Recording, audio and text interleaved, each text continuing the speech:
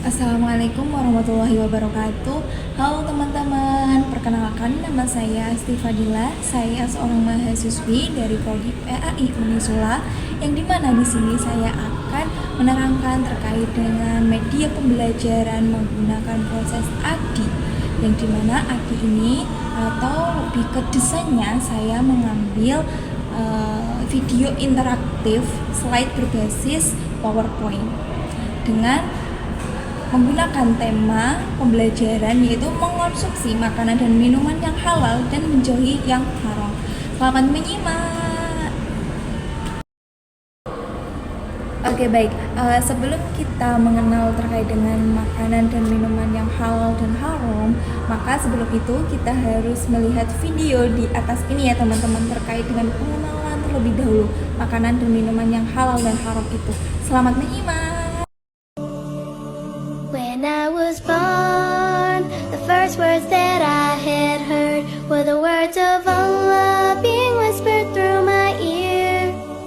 And as I felt Allah's presence in my soul, that day Islam took me in its fold. I am a Muslim, Islam my deen, Allah my Lord, His word Quran, Muhammad Prophet, peace be upon him. Oke, pembelajaran pertama kita hari ini yaitu terkait dengan makanan halal. Ada yang tahu makanan halal itu yang bagaimana, teman-teman? Oke, di sini saya akan menerangkan ya makanan halal itu yang bagaimana. Jadi, makanan halal adalah makanan yang boleh dimakan menurut ketentuan syariat Islam bagi seorang muslim. Makanan yang dimakan harus memenuhi 2 syarat. Di antaranya yang pertama yaitu harus halal, yang artinya diperbolehkan berdasarkan ketentuan syariat Islam. Dan yang kedua yaitu thayyib. Ada yang tahu apa itu thayyib? Berdasarkan bahasa Arab sendiri, thayyib artinya yaitu baik, yang dimana mengandung nutrisi, bergizi, dan menyehatkan. Adapun halalnya makanan dan minuman itu meliputi 3 kriteria. Di antaranya sebagai berikut. Yang pertama, halal dari segi wujudnya atau zatnya makanan itu sendiri, yaitu tidak termasuk makanan yang diharamkan oleh Allah SWT.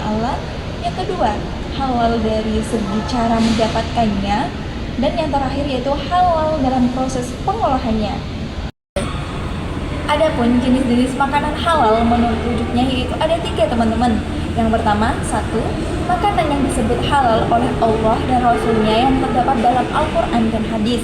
Yang kedua, makanan yang tidak kotor dan tidak menjijikkan. Dan yang ketiga, yaitu makanan yang tidak mendatangkan mudarat, tidak membahayakan kesehatan tubuh kita, tidak merusak akal, serta tidak merusak moral dan akidah.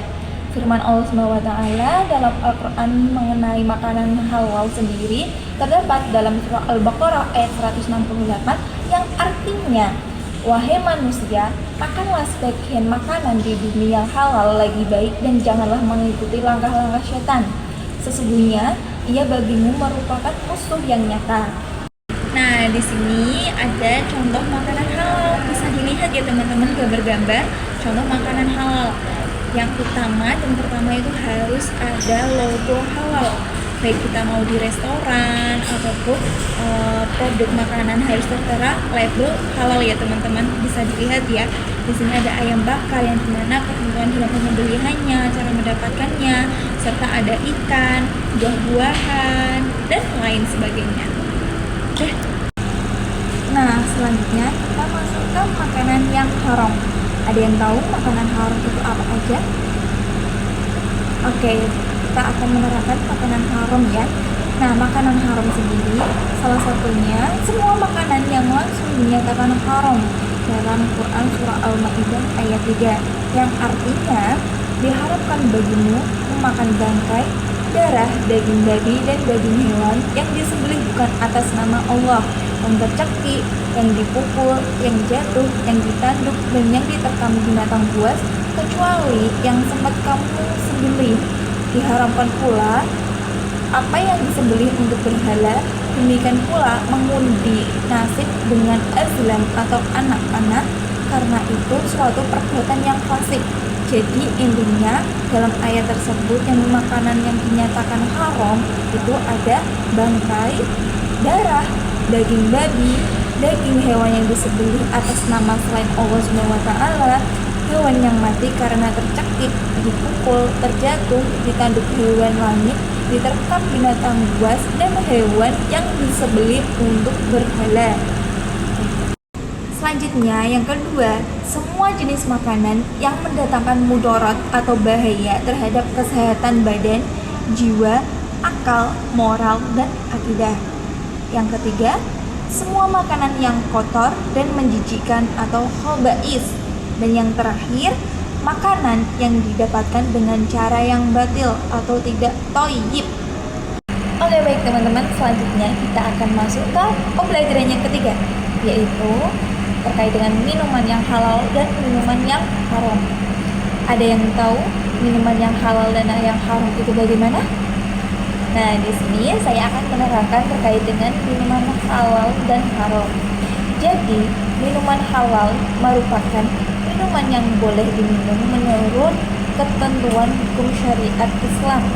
Di antaranya yang pertama yaitu tidak memabukkan, yang kedua tidak mendatangkan mudarat bagi manusia baik dari segi kesehatan, badan, akal, jiwa, dan maupun akidah. Yang ketiga tidak terkena najis atau tidak najis, dan yang terakhir yaitu didapatkan dengan cara yang halal dan thayyib. Oke, selanjutnya setelah kita mengenal minuman halal, kita akan masuk ke minuman yang haram. Minuman haram sendiri diantaranya yang pertama, minuman yang memabukkan, contohnya sendiri yaitu adalah khamr ya teman-teman. Yang kedua, minuman yang berasal dari benda najis atau benda yang terkena najis, contohnya sendiri minuman yang berasal dari air kencing kucing. Yang ketiga, minumannya didapatkan dengan cara yang batil atau tidak thayyib atau tidak halal, misalnya sendiri minuman yang didapatkan dengan cara merampok, merampas, dan memeras. Next, di sini juga ada contoh minuman yang halal dan yang haram. Bisa dilihat ya dari sisi kanan dan sisi kiri terdapat minuman halal dan haram. Oke, kita berada di akhir pembelajaran. Setelah teman-teman mengetahui terkait dengan makanan, minuman halal dan haram, di sini tugas teman-teman yaitu mengerjakan tugas yang dimana di sini ada lembar LKPD. Lembar LKPD ini terdapat gambar-gambar yang dimana teman-teman harus menganalisis dari segi hukum dan penjelasannya beserta manfaatnya, baik dari segi kesehatan maupun dari syariat yang berlaku. Kami tunggu ya teman-teman hasil dari analisis teman-teman. Oke, mungkin cukup itu ya pembelajaran kita pada pagi hari ini. Semoga dapat bermanfaat bagi teman-teman semua.